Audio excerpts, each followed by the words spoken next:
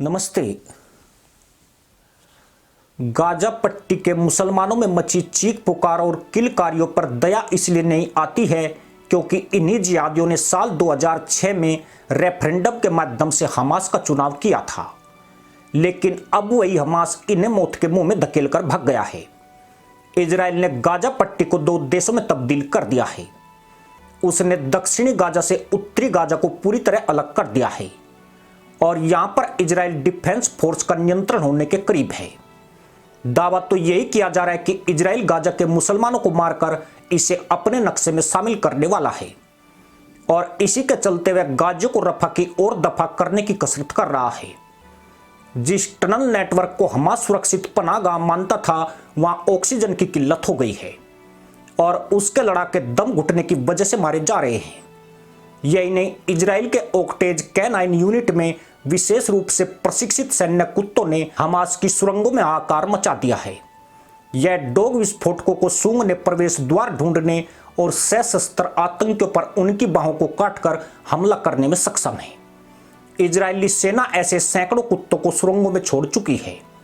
इन कुत्तों की सुरक्षा के लिए रोबोट और ड्रोन का इस्तेमाल बड़े पैमाने पर हो रहा है। बताया जाता है कि तकरीबन 300 किलोमीटर लंबी सुरंगों में वेंटिलेशन, बिजली और पानी की आपूर्ति ठप कर दी गई है, जिसके चलते आतंकी टनल के अंदर ही फंस गए हैं। इतना ही नहीं, इजरायली सेना ने 1/3 सुरंगों को GBU-28 बंकर बस्टर बम का इस्तेमाल करके पूरी तरह सील कर दिया है।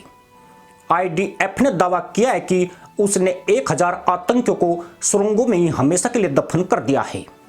अब जो मुसलमान आतंकी टनल से बाहर आ रहे हैं, उन्हें इजरायली सैनिक और यूं ही ढेर कर रहे हैं।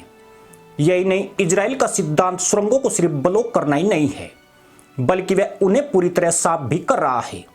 यानी हमास की कमर तोड़कर रख दी गई है और हमास ने जिस भूल भुलैया का निर्माण 1 दशक की मेहनत से किया था, उसे कुछ ही हफ्तों में ध्वस्त कर दिया गया है। पर जानकर ताज्जुब होगा कि सुरंगों में फंस चुके मुसलमान आतंकियों को बचाने के लिए कुछ मुस्लिम देश अभी भी मुल्लागर्दी करने से बाज नहीं आ रहे हैं। हाल ही में खुलासा हुआ है कि इजरायली जवानों ने ऐसे ट्रक को पकड़ा था जिसमें ऑक्सीजन के टैंक को छिपाकर रखा गया था। ऑक्सीजन के इन टैंकों का इस्तेमाल गाजा में हमास की ओर से तैयार की गई सुरंगों में हवा की सप्लाई करना था। दरअसल गाजा में राहत सामग्री के अधिकतर खेप मुस्लिम देशों की तरफ से आ रहे हैं। मदद भेजने वाले देशों में मिस्र, तुर्की, सऊदी अरब, इंडोनेशिया और कतर जैसे देश शामिल हैं।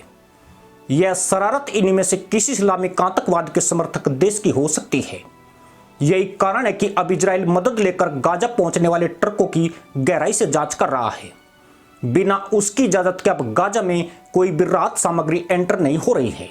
इतना ही नहीं, हु करने वाले हमास के आतंकी एम्बुलेंस के जरिए गाजा से भागने की कोशिश में है।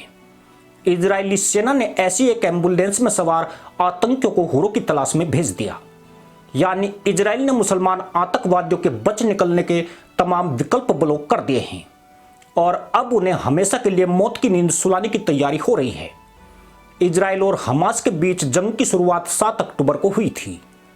तब इजराइल के जंग के ऐलान के बाद हमास ने प्रोपगेंडा वीडियो और अपनी बकलोली में बड़े बड़े दावे किए थे, पर आज उसी हमास के लड़ाके मौत के खौफ में है। उत्तरी गाजा से तकरीबन सभी मुसलमान दक्षिण की ओर भाग गए हैं। अब इस इलाके में महज 15 से 20 हजार मुसलमान ही बचे हुए हैं, जो अस्पतालों, मस्जिदों, आश्रय गृहों और स्कूलों में शरण लिए हुए हैं। जानकर ताज्जुब होगा कि इनमें से अधिकांश हमास के आतंकियों के रिश्तेदार हैं, जो उनके लिए मानव ढाल बनकर यहां रुके हुए हैं। लेकिन इजराइल ने स्पष्ट कर दिया है कि जो इस इलाके को नहीं छोड़ेगा, उसे भी मुसलमान आतंकवादी माना जाएगा। इजरायली सेना उन्हें ठोकने से नहीं हिचकेगी। वहीं जो मुसलमान उत्तरी गाजा से दक्षिणी गाजा की तरफ भागे हैं, उन्हें रोकने के लिए हमास के आतंकी निशाना बना रहे हैं।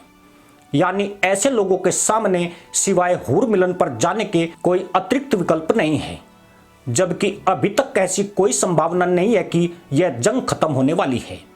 गाजा में लाशों के ढेर और महिलाओं, पुरुषों और बच्चों की चीखें गवाही देती है कि आतंक पालने वाले और संरक्षण देने की कीमत सभी को चुकानी पड़ती है। खासकर उन जाहिलों को अब सच समझ लेना चाहिए जो सड़कों पर आकर हु करके इस्लामिक आतंकवाद और कट्टरपंथी मुल्लाओं को बढ़ावा देते हैं।